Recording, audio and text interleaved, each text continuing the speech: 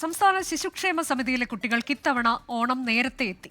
7 ദിവസത്തിലധികം നീണ്ടു നിൽക്കുന്ന ഓണാഘോഷമാണ് സമിതിയുടെ തൈക്കാട് ദത്തെടുക്കൽ കേന്ദ്രത്തിൽ ഒരുക്കിയിട്ടുള്ളത്. ആഘോഷങ്ങൾക്കൊപ്പം മന്ത്രിയും അധികൃതരും എല്ലാം കൂടിയതോടെ കുട്ടികൾ ഡബിൾ ഹാപ്പി. കുഞ്ഞുമക്കളുടെ ഓണവിശേഷങ്ങളിലേക്കാണ് ഇനി.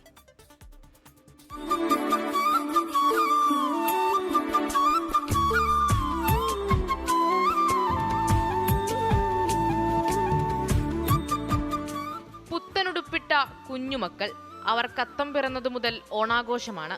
ഇനി വരുന്ന 5 ദിവസം ആഘോഷങ്ങളുടെ നിറം മാറും.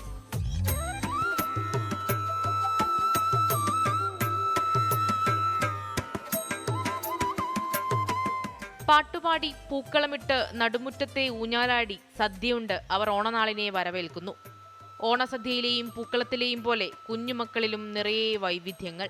കണ്ണോട് കണ്ടപ്പോൾ കണ്ടെത്തിനാൻ 1000 താരകൾ പൂത്തുലഞ്ഞു. പിന്നെയും പിന്നെയും കണ്ട നേരം പുഞ്ചിരി പൂത്തുലഞ്ഞു. എരിയോടൊന്നും ചോദിച്ചു ഞങ്ങൾ, പേരെന്താ കൊട്ടി, പേരൊക്കെ എത്ര? കയ്യില് നെല്ല്, നെല്ലിനെ കൊത്താൻ കോഴി, കോഴിനെ പിടിക്കാൻ കുറുക്കൻ. വിദ്യാഭ്യാസ മന്ത്രി വി ശിവൻകുട്ടിയും ജീവിത പങ്കാളി പാർവതി ടീച്ചറും ഓണാഘോഷം തുടങ്ങുന്നതും ഇവിടെ നിന്നാണ്.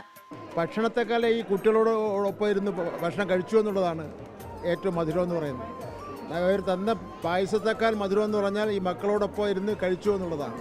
കുട്ടികളുടെ പ്രിയപ്പെട്ടവരെല്ലാം ഓണമുണ്ണാനും സദ്യ വിളമ്പാനും മുൻനിരയിലുണ്ട്. ആഘോഷമേതായാലും അവരെല്ലാം ഒരു വലിയ കൂട്ടുകുടുംബത്തിന്റെ പ്രതീതി നൽകുന്നു. കുട്ടികളുടെ അത്തപ്പൂക്കളം, കുട്ടികളുടെ ഓണക്കളികൾ, കുട്ടികളുടെ തന്നെ ഓണപ്പാട്ടുകൾ, അങ്ങനെ തുടങ്ങി കുട്ടികൾ തന്നെയാണ് ഇത്തവണത്തെ ഓണത്തിന്റെ ഹൈലൈറ്റ്.